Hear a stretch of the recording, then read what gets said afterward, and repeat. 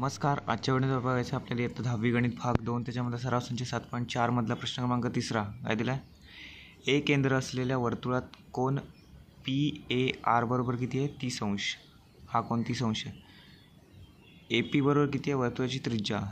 ही वर्तुळाची त्रिज्या आहे 7.5 सेंटीमीटर. ओके. तर वर्तुळखंड PQR हा बघा हा जो वर्तुळखंड आहे PQR त्याचे काय करायचे क्षेत्रफळ काढायचे आहे आणि पायची किंमत किती घ्यायची आहे 3.14 घ्यायची आहे. ओके. तर प्रश्नामध्ये जेवढं काय दिलं आहे तेवढं आधी लिहून घेऊया. प्रश्नामध्ये काय दिलं आहे कोन PAR 30 अंश त्याला काय म्हणतात केंद्रीय कोनाचे माप आहे म्हणजे थिटाची किंमत. ओके. तर त्याच्यानंतर दुसरं काय दिलं आहे त्यांनी वर्तुळाची त्रिज्या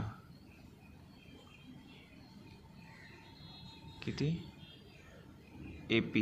ओके. ती किती दिली 7.5 centimetre. Okay.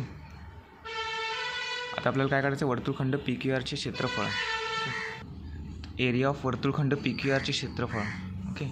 Area of वर्तुळखंड PQR म्हणजे वर्तुळखंड PQRचे क्षेत्रफळ बरोबर R वर्ग कंसामध्ये पाय थिटा भागिले 360 वजा काय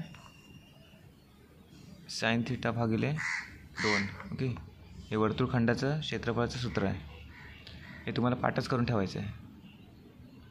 तर परीक्षेमध्ये जेव्हा कुठला पण प्रश्न येईल वर्तुळखंडाचे क्षेत्रफळ काढा तेव्हा या सूत्राचा तुम्हाला वापर करायचा आहे. ओके. तर आता किमतीवर या सूत्रामध्ये R वर्ग म्हणजे किती 7.5चा वर्ग त्यानंतर कंसामध्ये पायची किंमत किती घ्यायची 3.14 थिटाची किंमत किती घ्यायची 30 अंश गुणिले 30 आहे ना मध्ये भागिले 360 वजा साइन 30 भागिले 2. ओके. ओके. आता साइन 30 म्हणजे किती आहे 1/2. ओके. 7.5चा पहिला वर्ग करूया. 7.5 म्हणजे किती 75चा वर्ग करूया. ओके. 75चा वर्ग किती 5625. ओके. आता 2 दशांश चिन्ह आतमध्ये घेऊया म्हणजे 56.25 आला 7.5चा वर्ग कंसामध्ये. तर ह्याने भाग जातो हा शून्य गेला हा शून्य गेला 3 एके 3 3 एके 3 3 2 6 12 हे 3.14 भागिले 12 वजा काय साइन 30ची किंमत किती 1/2 गुणिले हे शिल्लक किती राहिले वरती 1 आणि खाली किती 2. ओके. तर त्या दोघांचा गुणाकार करायचा आपल्याला 56.25 हे जसं आहे तसंच लिहूया 3.14 भागिले 12 वजा 1 गुणिले किती 1च 2 गुणिले 2 किती 4. ओके. आता आपल्याला काय करायचं छेद समान करून घ्यायचं आहे ह्याचा म्हणजे काय करावं लागेल ह्याला 3ने गुणावं लागेल. ओके. म्हणजे 4 गुणिले 3 12 केलं की छेद समान होईल. त्याचप्रमाणे छेदस्थानी जसं आपण 3ने गुणलं तसंच अंशस्थानी पण 3ने गुणावं लागेल. 56.25 कंसामध्ये हे जसं तसंच लिहायचं आहे. आता ह्याला 1ला 3ने गुणलं तर काय 3 येणार 4 गुणिले 3 किती 12. ओके. छेद समान झाला आहे.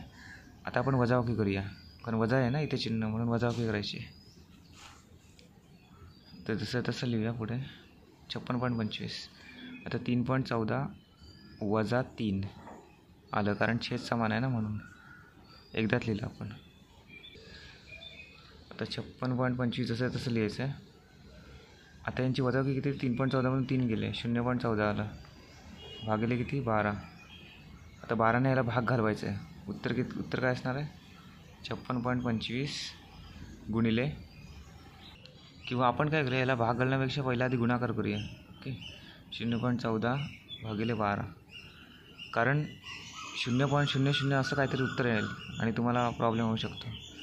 त्यामुळे पहिल्या आधी गुणाकार करूया नंतर भागाकार करूया तर सोपा पडेल. ते दोघांचा गुणाकार किती येतो 7.875 भागिले 12 आता तुम्हाला सोपं पडेल. ओके. ते दोघांचा भागाकार किती असणार आहे 0.6562. ओके. सेंटीमीटर वर्ग नेहमीप्रमाणे हेच एकक असणार आहे. ओके.